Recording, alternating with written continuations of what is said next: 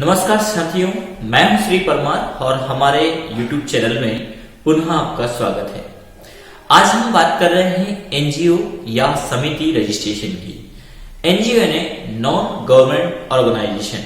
आपने देखा होगा कि एक समाज के अंतर्गत सामाजिक स्थिति या समाज सुधार के लिए एनजीओ का बहुत महत्वपूर्ण योगदान है और समाज में किसी परिस्थिति को संभालने की स्थिति भी होती है एनजीओ के अंतर्गत। उन सिचुएशन को हैंडल करने की काफी कुछ स्थिति होती है एनजीओ के अंतर्गत। जहां शासन प्रशासन काम करने में असक्षम होते हैं, वहां एनजीओ बखूबी अपना काम करता है। और एक एनजीओ एक समाज सेवी व्यक्ति होता है जो समाज में कई प्रकार के परिवर्तन या सुधार चाहता है। यदि आप भी अपना एनजीओ बनाना चाहते हैं तो उसका प्रोसीजर क्या होगा, किस प्रकार से रजिस्ट्रेशन होगा और एक एनजीओ को आप कैसे मेंटेन करें, उन बारे में हम आज डिस्कस करेंगे। खासतौर पर हम गवर्नमेंट प्रोसीजर की बात कर रहे हैं। ऐसे एनजीओ मेंटेन के कई प्रोसीजर हैं, लेकिन जो बेसिक नियम रूल्स हैं उनको कैसे फॉलो करें, कैसे पहले हम रजिस्ट्रेशन करें, उनका चालान जनरेट करें और प्रति वर्ष उनका हम ऑडिट रिपोर्ट, इसके साथ ही जिसका पूरा बेस होता है धारा 27 एंड धारा 28, दोनों का निरूपण निर्धारण करें और उनके चालान समय समय पर आप कैसे जमा करें। तो आइए सबसे पहले हम रजिस्ट्रेशन से स्टार्ट करते हैं और उसके बाद हम उनके बारे में बात करेंगे कि किस प्रकार से आप एक एनजीओ के प्रति वर्ष मेंटेन करें या उनका निर्धारण करें। आइए समझते हैं। रजिस्ट्रेशन करने के लिए सबसे पहली चीज तो ये कि आपकी जो बॉडी है एनजीओ की या समिति की, उसके अंतर्गत मिनिमम 7 सदस्य का होना जरूरी है, जिसमें एक अध्यक्ष होगा, दूसरा उपाध्यक्ष होगा, फिर तीसरा सचिव होगा, सहसचिव होगा, कोषाध्यक्ष होगा और इसके अलावा 2 सदस्य होंगे। इस प्रकार से 7 सदस्यों की लिस्ट है। इस पेज में हमने ये बना भी रखा है, प्रोफार्मा है ये। इसको आप चाहें तो डिस्क्रिप्शन में लिंक कर दिया होगा, वहां से आप डाउनलोड भी कर सकते हैं इस पेज को। इसके आधार पर आप प्रोफार्मा तैयार कर लीजिए। मिनिमम 7 सदस्य होते हैं। दूसरा, आप चाहें तो 11 लोगों का समिति बना लें, आप चाहें तो 21 का बना लें, आप चाहें तो 51 का बना लें। ठीक है, जितना बड़ा बॉडी होगा जितना चाहे उतना बना सकते हैं, पर जो भी बॉडी आपकी होगी वो इस प्रकार से होगी कि जब भी अध्यक्ष या सचिव का जब भी चुनाव होता है आपकी समिति के अंतर्गत, कौन सचिव होगा, कौन अध्यक्ष होगा, कोई सचिव सहसचिव होगा, कोई अध्यक्ष और कोषाध्यक्ष होगा, तो उसके अंतर्गत जैसे 7 सदस्यों की समिति है आपकी, तो 4 लोगों के बहुमत से वो अध्यक्ष बन जाएगा जिस भी व्यक्ति को चाहते हैं। तो इसलिए यहाँ पर रेशो इस प्रकार का ही होगा ताकि बहुमत सिद्ध हो जाए, क्योंकि ये उसी प्रकार कार्य करता है जिस प्रकार से पार्लियामेंट है। और यहाँ पर भी समय समय पर एनजीओ की बैठकें होती हैं, उनके डिसीजन होते हैं, प्रस्ताव पास होते हैं।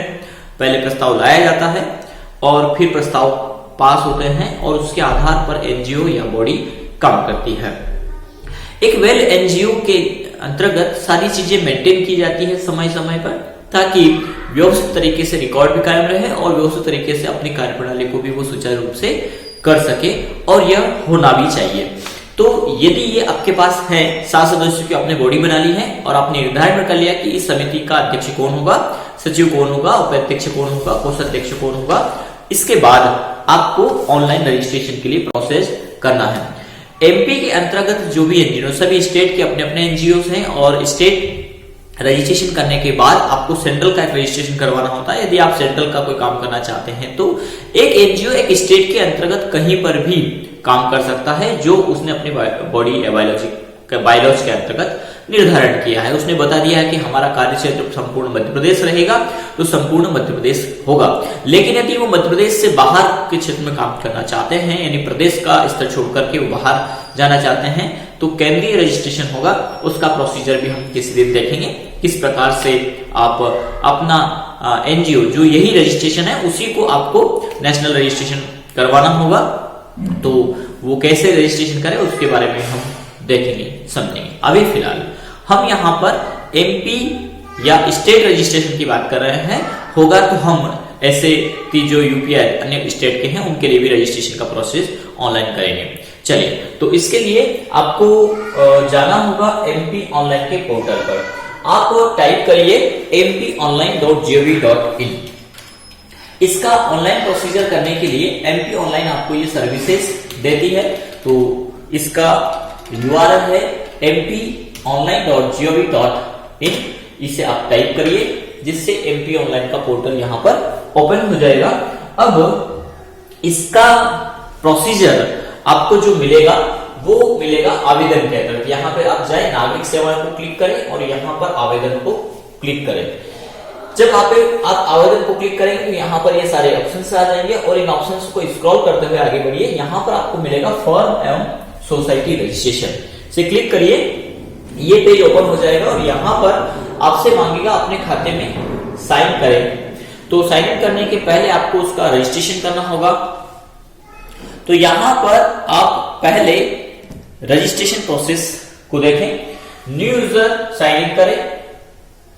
यहां पर आपको ऑप्शन दिए हैं कि आप पहले से फर्म सोसाइटी के लिए पंजीकृत है, पहले से रजिस्ट्रेशन है, पुराना आपका एनजीओ है और वो ऑनलाइन नहीं है, तो उसके लिए ये प्रोसीजर है। लेकिन हम न्यू रजिस्ट्रेशन करना चाहते हैं तो इसे नो करेंगे। और यहां पर आवेदक का नाम, तो आवेदक के नाम में क्या देना है, तो आपके अध्यक्ष सचिव में से किसी भी एक व्यक्ति के नाम से आप आवेदन करेंगे तो उस व्यक्ति का नाम यहां पर आपको देना होगा। जैसे मैं अपना नाम यहां पर डाल देता हूं। डेट ऑफ बर्थ भी उन्हीं व्यक्ति का आपको देना है जिसके नाम से आप आवेदन डाल रहे हैं, प्रोसीजर कर रहे हैं। मोबाइल नंबर भी आपको उन्हीं का देना है। इसके बाद यहां पर सिलेक्ट करना है राज्य, तो हम मध्य प्रदेश से हैं, मध्य प्रदेश ही सिलेक्ट करेंगे। यहां पर आपका डिस्ट्रिक्ट सिलेक्ट करना होगा, जैसे हम सिलेक्ट कर लेते हैं शाजापुर। इसके बाद यूजर नेम, ये यूजर नेम में आप अपना ईमेल आईडी डालें ताकि यूनिक रहे। ठीक है, तो हम अपना ईमेल आईडी डाल देते हैं।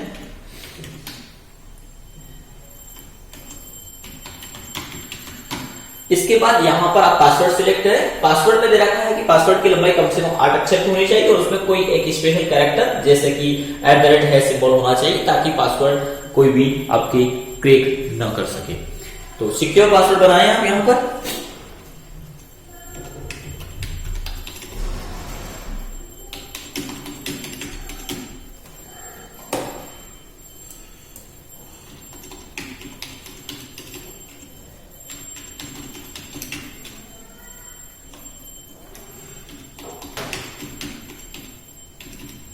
और रजिस्टर को क्लिक करना है। जैसे ही आप रजिस्टर करेंगे, already user name and mobile registration हमारा एनजीओ पहले से है, तो यहाँ पर मोबाइल नंबर हमारा रजिस्टर्ड बता रहा है। हम यहाँ पर चेंज कर देते हैं थोड़ा सा और हम इसके बाद इसको प्रोसेस करेंगे।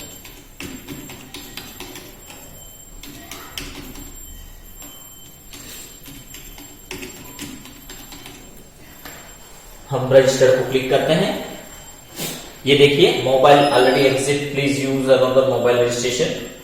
लेकिन यहां पर आप देखेंगे कि बेसिक डिटेल का ऑप्शन आ गया, यानी हमारा लॉगिन यहां पर बन गया है। इसके बाद आपको सेकेंडली लॉगिन को क्लिक करना है और जो आपने यूजर नेम डाला है वो और आपका पासवर्ड आप उससे आप साइन इन कर लीजिए।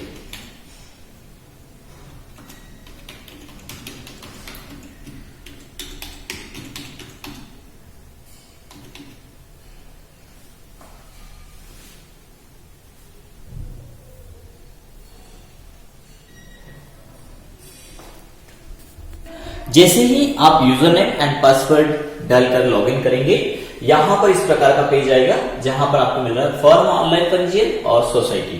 फर्म का भी पंजीयन का प्रोसेस हम एक बार समझेंगे नेक्स्ट वीडियो में। अभी हम सोसाइटी रजिस्ट्रेशन को देख रहे हैं। यहां पर सोसाइटी ऑनलाइन पंजीयन को क्लिक करना है आपको। और अभी आप देख पा रहे हैं कि एमपी गवर्नमेंट ने संशोधन किया है इसमें एनजीओ रजिस्ट्रेशन में, और इसका पुराना जो फीस था वो 3000 रुपए था, अब इसको बढ़ा करके 5000 कर दिया है सामान्य फीस, और तत्काल को बढ़ा करके 8000 रुपए कर दिया। तो उतने का चालान आपका यहाँ पर लगेगा। तो हम चालान की प्रोसीजर भी आज के इसमें देखेंगे, लेकिन इस पूरे को समझने के लिए आपको पूरा वीडियो अच्छे से देखना है। यहां पर आपको मिलेगा ऑप्शन कि क्या आप सरकारी एजेंसी सोसाइटी विभाग है, क्योंकि सरकारी विभाग के लिए भी एक एनजीओ होता है, उनकी बॉडी होती है। जैसे कॉलेज की जो है कि समिति होती है, ताकि वहां की जो कार्यप्रणाली है उसको सुचारू रूप से करने के लिए एक बॉडी बनाई जाती है। उसमें भी एक अध्यक्ष का नियुक्ति होती है, सचिव भी होते हैं, सचिव भी होते हैं। तो गवर्नमेंट बॉडी यदि है तो वो सिलेक्ट करना है, नहीं है तो नहीं को सिलेक्ट करना है। क्या आप बेस नियमावली चाहते हैं? यदि बेस नियमावली चाहते हैं तो नहीं को क्लिक करना है, और रखना चाहते हैं तो आप अपनी बेस नियमावली जो पीडीएफ पे बनी होगी वो आप यहाँ पे अटैच कर पाएंगे। यदि आप पीडीएफ नहीं चाहते हैं तो यहाँ पर हाँ कर दीजिए और जारी रखने को क्लिक करिए। यहां पर सबसे पहले देना है आपको समिति का नाम। समिति का नाम इस प्रकार का हो कि आपका कहीं कोई दूसरी समिति से मैच नहीं करे, जैसे महाराणा प्रताप समिति या शिवाजी महाराज समिति। तो मैं कहूंगा कि इसमें थोड़ा सा यूनिक आप कुछ शब्द जोड़िए जिससे कि मैच नहीं करे। ये ऐसे नाम हैं जिनकी समिति पहले से रजिस्टर्ड है, तो आपकी समिति का नाम यूनिक होना चाहिए, पहले से वो रजिस्टर्ड नहीं होना चाहिए, नहीं तो यहां पर ऑब्जेक्शंस आएंगे। तो आप जो भी नाम रखें, अच्छा नाम अपनी समिति का रखें, और जिसके आधार पर आपका पंजीयन एक ही बार में हो सके। तो अभी फिलहाल मैं डेमो के लिए, समझने के लिए डाल देता हूं श्री सुजालपुर विकास समिति, या श्री शर्मा सामाजिक विकास एवं सामाजिक उत्थान समिति, शिक्षा विकास और सामाजिक उत्थान समिति, सामाजिक परिवर्तन और शिक्षा विकास समिति, सामाजिक उत्थान और शिक्षा प्रोत्साहन समिति, जो भी डिफरेंट नाम बहुत सारे हैं, आप उनका निर्धारण कर लीजिए। जिस व्यक्ति के नाम से उसके आगे आप चाहें तो सामाजिक उत्थान शब्द लगा सकते हैं, समाज विकास लगा सकते हैं, शिक्षा विकास लगा सकते हैं, समाज उद्धार लगा सकते हैं, जो चाहे, अच्छा लेकिन यूनिक हो, इस बात का ध्यान रखिए। चलिए, तो हमने यहां पर विकास समिति रख देते हैं, श्री सुजालपुर विकास समिति, हमने ये नाम यहां पर दिया है। यहां पर सोसाइटी का प्रधान कार्यालय, तो इस बात का ध्यान रखिए, प्रधान कार्यालय सचिव या अध्यक्ष जिसके नाम से आप रजिस्टर कर रहे हैं उनका एड्रेस ही यहां पर प्रधान कार्यालय होगा, क्योंकि यदि समिति का कोई बॉडी चेंज होता है, कुछ होता है, तो समिति ऑफिस वाले उसको पत्र व्यवहार कहां करेंगे, उसका कोई फिक्स ऑफिस नहीं होता है। तो यहां पर फिक्स ऑफिस उसका अध्यक्ष या सचिव जिसके नाम से कर रहे हैं, जिनके डॉक्यूमेंट लगाएंगे, उनका आधार या वोटर आईडी का जो एड्रेस है वही डालें। आधार का ऑप्शन इसमें नहीं है, तो आप ध्यान रखिए कि इसके साथ में जो डॉक्यूमेंट लगेंगे उसमें एक तो pan card, photo identity proof लगता है और एक एड्रेस प्रूफ लगता है। फोटो आइडेंटिटी प्रूफ में मैं कहूंगा कि आप पैन कार्ड दीजिए या आपका जो है कि बैंक पासबुक दीजिए, और एड्रेस प्रूफ में आप वोटर आईडी रख लीजिए। बिजली बिल वगैरह ऑप्शन है, लेकिन ये दो डॉक्यूमेंट यदि हैं तो ठीक है, ऑब्जेक्शन आने के चांसेस बहुत कम रहेंगे। एक तो वोटर आईडी, दूसरा आपका पैन कार्ड। तो पैन कार्ड हो जाएगा फोटो आइडेंटिटी प्रूफ में और वोटर आईडी हो जाएगा आपके एड्रेस प्रूफ में। तो वही एड्रेस यहाँ पर देना है, मकान नंबर सही जैसा आपके डॉक्यूमेंट में है एज इट इज आपको एड्रेस फिल करना है, इस बात का पूरा ध्यान रखें। तो जो भी नंबर आपका होगा वो, और गली मोहल्ला यदि है तो वो भी आप डालें, ठीक है, पूरा कंप्लीट आप डालें। पिन कोड यदि है तो वो भी आप इस बॉक्स में डाल दीजिए, ठीक है। इसके बाद आपको यहां पर सिलेक्ट करना है आपका डिस्ट्रिक्ट, जो भी आपका डिस्ट्रिक्ट है वो आपको सिलेक्ट करना है। उसके अंतर्गत जो तहसील आपकी आती है वो आपको सिलेक्ट करना है। ईमेल आईडी जो आप जिससे आपने रजिस्ट्रेशन किया है वो आप यहां पे डालिए।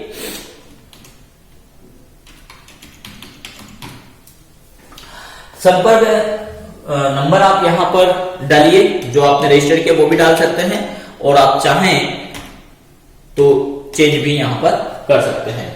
पिन नंबर अपना डालिए। संस्था किस प्रकार की है यहां पर आप डालें, साधारण संस्था है, यहां पर रजिस्ट्रेशन कर सकते हैं आप महिला मंडल का और युवा मंडल का भी कर सकते हैं। तो हमारी साधारण संस्था है, समिति है। आवेदन का प्रकार, दो प्रकार के ऑप्शन मिलेंगे, तत्काल या सामान्य। तत्काल में थोड़ा प्रोसीजर जल्दी होगा और सामान्य में थोड़ा सा टाइम लगेगा। तो 5,000 रुपए कहां पे आ चुके हैं, उतने का हमें आगे चालान बनाना होगा। यहां पर आप अपने समिति के कार्यप्रणाली के आधार पर अपने उद्देश्य का चयन करें। तो उद्देश्य आपको पहले तैयार करने होंगे। जैसे हमारे पास यहाँ पर वर्ड की फाइल में कुछ उद्देश्य है, इन उद्देश्य का हम जिक्र कर लें, जैसे कि हमारा उद्देश्य है स्कूल प्रशिक्षण निःशुल्क स्वास्थ्य शिविरों का आयोजन व संचालन करना, तो ये हम एक उद्देश्य के रूप में डाल देते हैं। ये रेमिंगटन गेल से लिखा हुआ मंगल फॉन्ट का डेटा है और इसको मैं यहां पर ऐड कर देता हूं। ये हमारा एक उद्देश्य है, और उद्देश्य में जोड़ना है तो ऐड को क्लिक करना है। और दूसरा उद्देश्य बच्चों के मनोरंजन तो भवन पुस्तकालयों का संचालन करना, ये हमारी समिति का उद्देश्य है बाय द वे, तो हम उसको डालेंगे। इस प्रकार से जो भी आपके उद्देश्य हैं वो आप यहाँ पर डाल सकते हैं, जैसे नशा मुक्ति उन्मूलन, एड्स नियंत्रण संबंधी कार्यक्रमों का संचालन करना, नियमानुसार संबंधित विभाग से मान्यता प्राप्त कर व्यावसायिक पाठ्यक्रम जैसे डीएड, बीएड आदि का संचालन करना, स्वच्छता के प्रति जागरूकता लाना एवं स्वच्छ कार्यक्रमों का संचालन करना।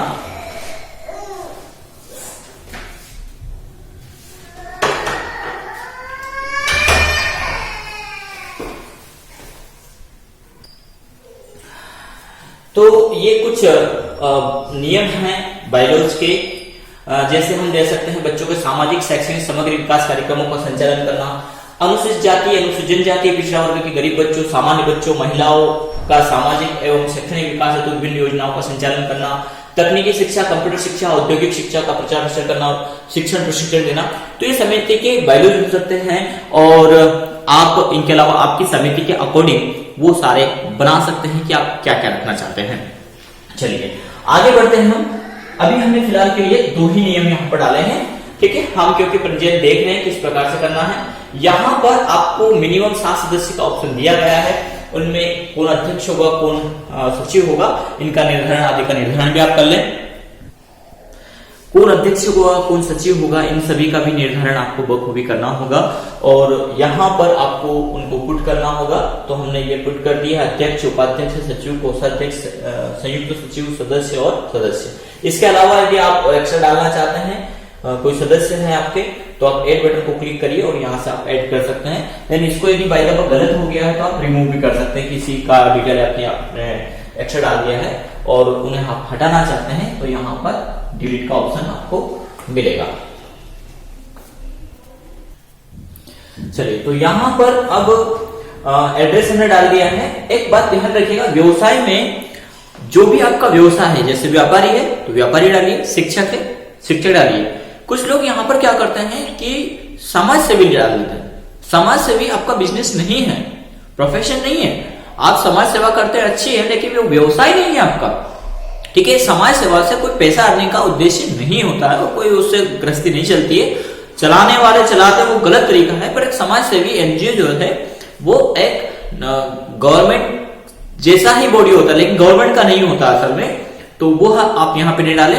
यदि कोई गृहिणी है तो आप गृहिणी डालें, वो कोई दिक्कत नहीं है। यानी वो कुछ नहीं करते लेकिन घर का काम तो करते हैं, तो वो उनका बिजनेस हो सकता है, ठीक है। तो इस बात का आप ध्यान रखें। इसके बाद हम आगे बढ़ते हैं। यहाँ पर आपको साक्षी यानी गवाह की डिटेल लानी है, एक व्यक्ति जो ये सिद्ध करता हो कि ये सब बॉडी सही है और उनकी उपस्थिति में ये काम हुआ है, तो उस व्यक्ति का नाम यहाँ पर आप डालें और पूरा पता उसका डालें, नाम, पिता का नाम भी आप डालें। अभी हम सिर्फ समझने के लिए इसको पूरा डाल रहे हैं। इसमें मकान नंबर सहित आपको डालना है, जो भी उनका एड्रेस है वो आपको कंप्लीट यहां पर डालना है। इसके बाद यहां पर आपको देना है क्या क्या आप अटैच करेंगे। तो एक तो नियमावली जो हमने बना दिया है, पदाधिकारी के पहचान पत्र की पूरी जानकारी और पदाधिकारी के पते का पूरा जानकारी यहां पर डालना है। पहचान पत्र को आपको लेना है, तो पहचान पत्र में हमने बोला था आपको कि हम यहाँ पर परमानेंट अकाउंट नंबर लेंगे और एड्रेस के में यहाँ पर ऑप्शन क्या क्या मिलेंगे, ये बात भी हम देख लें कि क्या क्या आपके पास हो सकता है। यदि आपके पास पैन कार्ड नहीं है तो आप क्या लगा सकते हैं, आप लगा सकते हैं bank account statement, bank passbook, degree of recognisation education institute, वो भी आप लगा सकते हैं, depository account statement, driving licence है ना, matriculation certificate, passport, permanent account number, property tax assignment order, ration card, voter ID और वाटर बिल, ये आप पहचान के लिए लगा सकते हैं। लेकिन इसमें फोटो प्रूफ नहीं होता है, इसलिए आप ज्यादा अच्छा है कि परमानेंट अकाउंट नंबर लगा दीजिए। इसमें आपका पहचान भी होता है और फोटो भी उसमें लगा होता है, तो वो ज्यादा ठीक रहेगा, ऑब्जेक्शन नहीं आएंगे। पते में आप लगा सकते हैं बैंक का statement, driving licence, electricity bill, passport, ration card, telephone bill, water bill. तो हम यहाँ पर सिलेक्ट करेंगे वोटर आईडी कार्ड और उनके नंबर यहाँ पर आपको डालने होंगे। जो भी आपका नंबर है वो आप यहाँ पर डालिए और वोटर आईडी नंबर भी जो भी है वो आप यहाँ पर डालिए। इसके बाद आपको प्रीव्यू को क्लिक करना है। अब यदि कोई ऑब्जेक्शन है, कहीं कुछ छूट गया है तो याद आएगा, जैसे तहसील चुने, हमारे सिलेक्शन में तहसील सिलेक्शन नहीं हुआ शायद, तो वो आपको सिलेक्ट करना है। ये पूरा फॉर्म भर गया है और प्रीव्यू को क्लिक करना है। जैसे ही आप प्रीव्यू को क्लिक करेंगे तो आपका फॉर्म यहाँ पर नेक्स्ट स्टेप में आ जाएगा और जो जो आपने नियम डाले हैं वो सब यहाँ पर सौंपे जाएंगे। ठीक है, यहाँ पर एक उद्देश्य ऐड नहीं हो पाए, आप पूरा व्यवस्थित तरीके से इसको ऐड करिए और यहाँ पर इस प्रकार का प्रिंट आ जाएगा। इसको आप सेव कर लीजिए और चाहें तो आप इसको प्रिंट कर सकते हैं एक बार प्रोफार्मा में देखने के लिए। ठीक है, यहाँ हस्ताक्षर का ऑप्शन है। इसके बाद हमें सेव को क्लिक करना है। जैसे ही आप सेव को क्लिक करेंगे तो यहाँ पर एक registration, temporary registration number generate हो जाएगा। ये देखिए यहाँ पर टेम्परेरी रजिस्ट्रेशन आ गया है। हालांकि ये नहीं करना था लेकिन समझने के लिए हमें करना पड़ा। हमने इसको फाइनली किया है। अभी हमने इसका पेमेंट नहीं किया, यानी ये प्रोसीजर में अभी नहीं जाएगा, ये पेंडिंग रहेगा तब तक जब तक कि आप इसको पेड न करते। अब हमें चालन बनाना है तो चालन के लिए यही प्रोसेस टू पे टू फॉर रजिस्ट्रेशन, यहां पर भी जा सकते हैं या आप टाइप कर सकते हैं एमपी ट्रेजरी। आप गूगल पर सर्च कर सकते हैं एमपी ट्रेजरी और जब एमपी ट्रेजरी पर आप जाएंगे तो यहाँ पर एमपी ट्रेजरी का साइड है, लिंक है, इसमें साइबर ट्रेजरी में जाना है।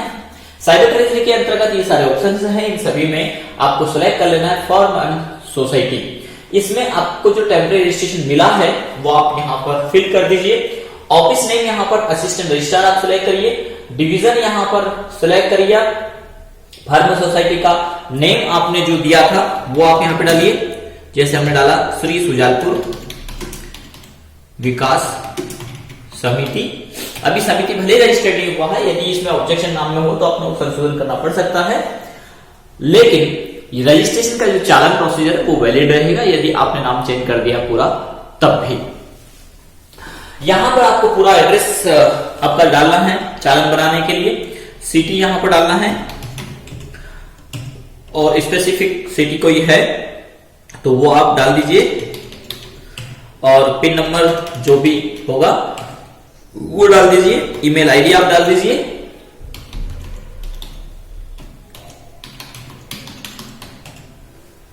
यहां पर आपको हेड नंबर सिलेक्ट करना होगा तो 1475 आ रहा है। इसके अंदर सब ट्रेजरी नंबर किसके अंतर्गत जाना है पर्पस। इसके बाद धारा 27 और 28 प्रति वर्ष जमा होते हैं, जिसके अंदर धारा 27 के अंतर्गत समिति का जो चुनाव जो लोग बॉडी है उन बॉडी की डिटेल जाती है कि कौन कौन है। 3 साल के अंतर्गत 3 साल की बॉडी होती है और इस बीच में यदि कोई सदस्य चला जाता है, एग्जिट हो जाता है समिति से या रिजाइन ले लिया जाता है या दे दिया जाता है तो फिर हमें उसकी जगह पूर्ति करनी होती है। उस व्यक्ति के नया व्यक्ति चुनाव करना होता है, सिलेक्ट करना होता है। इसके बाद प्रति वर्ष उसकी डिटेल समिति पंजीयन कार्यालय में जमा होती है तो वो कहलाता है धारा 27। उसके लिए 1000 का चालान लगता है वर्तमान समय। और जो आपका समिति का आय व्यय हुआ तो आय पत्रक का भी आपको जो है कि धारा 27 का चालान होगा, जिसे बोलते हैं हम ऑडिट रिपोर्ट। तो प्रति वर्ष ऑडिट रिपोर्ट होती है जो समिति कार्यालय में जमा होती है और इसका जो नियम है वो 45 डेज का होता है। यदि समिति का चुनाव आपने दिसंबर है तो दिसंबर के बाद चुनाव की डेट के बाद 45 दिन के अंतर्गत आपको चालान सहित धारा 27 की रिपोर्ट करना है। और जो धारा 28 होती है जिसके अंदर ऑडिट होता है, ऑडिट रिपोर्ट मार्च के बाद 31 मार्च क्लोजिंग के बाद आपको 45 दिन का समय मिलता है। उस 45 दिन के अंतर्गत आपको जमा करना। यदि आप ऐसा नहीं करते हैं तो आपके ऊपर चालान जो कि पेनाल्टी फीस लागू होगी और 1000 के ऊपर 1000 का पेनल्टी लगेगा। धारा 27 का, धारा 28 का 1000, यानी 2000 का चालान पे करना होगा 4000 रुपए में। तो ध्यान रखिए समिति बनने के बाद प्रति वर्ष आप धारा 27 और 28 की जानकारी नियमित रूप से पहुंचाए, नहीं तो इसका पेनल्टी लागू होगा। और पेनल्टी कब देना होगा? जब भी आपको बॉडी का कोई बाइलॉज चाहिए, कोई नियम संशोधन हुआ है, कुछ भी आपको चाहिए रजिस्टर कार्यालय से, तो वहां पर वो चेक करते बकायदा, और फिर आपका जो भी पेरेंट निकल रहा है बिल्कुल आपको बखूबी गवर्नमेंट की ट्रेजरी डिपार्टमेंट में यही ऑनलाइन चालान के माध्यम से डालना होगा, जमा करना होगा। तो समय समय पर आप इसको बखूबी मेंटेन करें। चलिए, तो रजिस्ट्रेशन चालान को हम सिलेक्ट करेंगे, फिर यहाँ पर वित्तीय वर्ष आप सिलेक्ट करें, तो 21-22 हम सिलेक्ट कर लेते हैं, अदर है ही, और जो अमाउंट है वो हमें यहाँ पर सिलेक्ट करना है। बैंक आपको सिलेक्ट करना होगा, जिस भी बैंक के साथ बनाना चाहते हैं, देन इसको सबमिट कर दीजिए। एक बार पूरा अच्छे से चेक कर ले कि कहीं कोई गलती तो नहीं हुआ है। इसके बाद यहाँ पर एक और हम यहाँ कहेंगे कि यहाँ पर आप इस स्क्रीनशॉट ले लें प्रिंट स्क्रीन से, ताकि यदि ट्रांजेक्शन हो जाए और आप चालान डाउनलोड नहीं कर पाए तो यहाँ पर आपको मिलता है CRA नंबर, चालान रेफरेंस नंबर, ठीक है। तो वो चालान रेफरेंस नंबर इसमें आ जाता है, सॉरी शायद अभी नहीं आया है चालान रेफरेंस नंबर, इसके बाद आएगा, सॉरी हमने पहले आपको बता दिया। अभी आपको यहां पर डालना है कैप्चर कोड, जो हम डाल देते हैं D91GD, ये डाल करके हम इसको सबमिट, ये आ गया CRA नंबर, चालान रेफरेंस नंबर। तो आप यहाँ पर प्रिंट स्क्रीन प्रेस कर दीजिए, इससे क्या होगा कि आपको लिखने की जरूरत नहीं पड़ेगी, और इसको ओके कर दीजिए। अब आपको बैंक से इस ट्रांजेक्शन को कर देना आईडी पासवर्ड डाल करके, जो भी ऑप्शन है आपके पास, नेट बैंकिंग है और डेबिट क्रेडिट का भी ऑप्शन यहाँ पर दिया गया है। इसके बाद आपको चालान का जो प्रोसेस है कटने के बाद आपको चालान को ऐड करना होगा, और चालान आईडी यहाँ पर डालना होगा। जैसे आप इसको रिटर्न सोसाइटी में जाइए, एक बार फिर यहाँ पर सोसाइटी, ये अनपेड आवेदन है, अनपेड को आप क्लिक करिए, सोसाइटी को सिलेक्ट करिए, और यहाँ पे प्रोसेस टू पेड को क्लिक करिए, तो यहाँ से वो उसी लिंक में पहुंचाएगा, और यहाँ पर आपको डॉक्यूमेंट सिलेक्ट करना है, पदाधिकारी का फोटो लगेगा, पहचान पत्र को सेंड करना होगा, पते का एड्रेस सिलेक्ट करना होगा, इनको सिलेक्ट करके सेव करना है। इसके बाद आपसे चालान नंबर पूछेगा, जो चालान आपने काट चुका है, कटा चुका है, ऑनलाइन कर चुके हैं पे, वो नंबर यहाँ पे डालिए, और देन सेव कर दीजिए, और 100 रुपए का ऑनलाइन फीस भी इसका लगना है। तो साथियों, आज का हमारा ये वीडियो आपको कैसा लगा कमेंट करके अवश्य बताएं, और अन्य साथियों तक पहुंचाने के लिए शेयर करें, ताकि सारी डिटेल उनको समझ आ जाए और वो आसानी से बखूबी एनजीओ रजिस्ट्रेशन कर पाए। धन्यवाद।